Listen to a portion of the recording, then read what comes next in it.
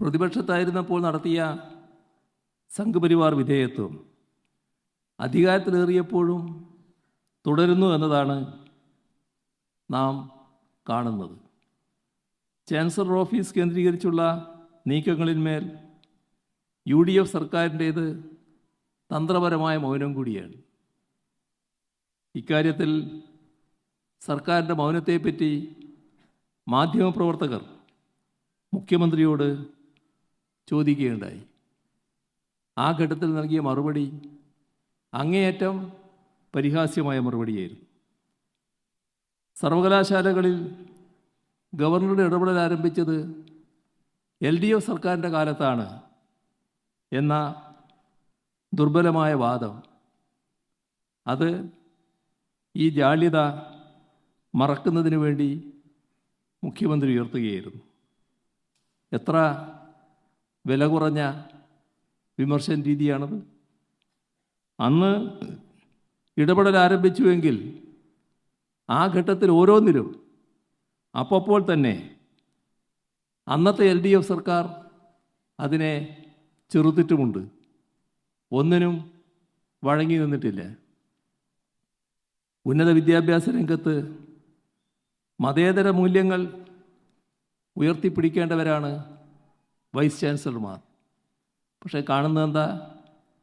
യാതൊരു ലജ്ജയുമില്ലാതെ സർവകലാശാലയുടെ വാഹനങ്ങളിൽ കയറി RSSൻ്റെ വേദികളിൽ പോയി പ്രസംഗിക്കുന്ന ഗതികെട്ട അവസ്ഥയിലേക്ക് ഇന്ന് കേരളം മാറിയിരിക്കുന്നു.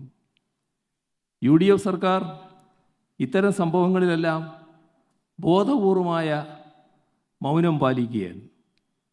അതിനെതിരെ പ്രതിപക്ഷത്തിൻ്റെ ഭാഗത്തുനിന്ന് ശക്തമായ പ്രതികരണം ഉണ്ടായപ്പോൾ മാത്രമാണ് സർക്കാർ പേരിനെങ്കിലും പിന്നീട് പ്രതികരിച്ചുവെന്ന് വരുത്തി തീർത്തത്.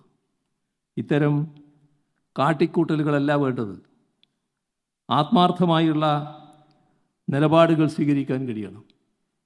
പക്ഷേ ആത്മാർത്ഥമായുള്ള നിലപാടുകൾ സ്വീകരിക്കാൻ കഴിയാത്ത വിധം UDF സർക്കാർ സംഘപരിവാർ ദാസ്യവേലയിലാണ് എന്നതാണ് നിലനിൽക്കുന്ന യാഥാർത്ഥ്യം.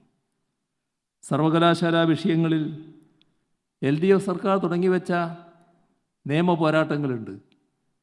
അത് തുടരുകയാണ്. ആ നിയമ പോരാട്ടങ്ങളിൽ ചിലത് ഇപ്പോഴും സുപ്രീം കോടതിയുടെ പരിഗണനയിലാണ്. LDF സർക്കാർ സർവകലാശാലകളുടെ സ്വയംഭരണാവകാശത്തിന് വേണ്ടി നടത്തിയ നിയമനിർമ്മാണങ്ങളിൽ പലതും ഗവർണർ പിടിച്ചുവെച്ചിരിക്കുകയാണ്. രാഷ്ട്രപതിക്കയച്ച ബില്ലുകളിലും അംഗീകാരം ലഭിക്കേണ്ടതായിട്ടുണ്ട്. ഇക്കാര്യങ്ങളിൽ UDF ഗവൺമെൻറ് തങ്ങളുടെ നിലപാട് വ്യക്തമാക്കാൻ തയ്യാറാവണം.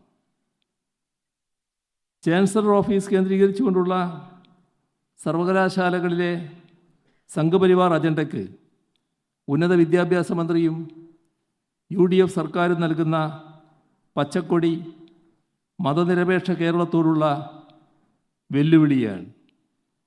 ഇത് സർവകലാശാലകളുടെ സ്വയംഭരണാവകാശം ഗവർണർക്ക് അടിയറ വെക്കുന്നതിലുള്ള ഒരു മത്സരം, സംഘപരിവാറിൻ്റെ അജണ്ടകൾക്ക് അടിയറവ് പറയുന്ന തരത്തിലുള്ളൊരു മത്സരം UDF സർക്കാർ കാഴ്ചവെക്കുന്നു എന്നാണ് കാണേണ്ടത്.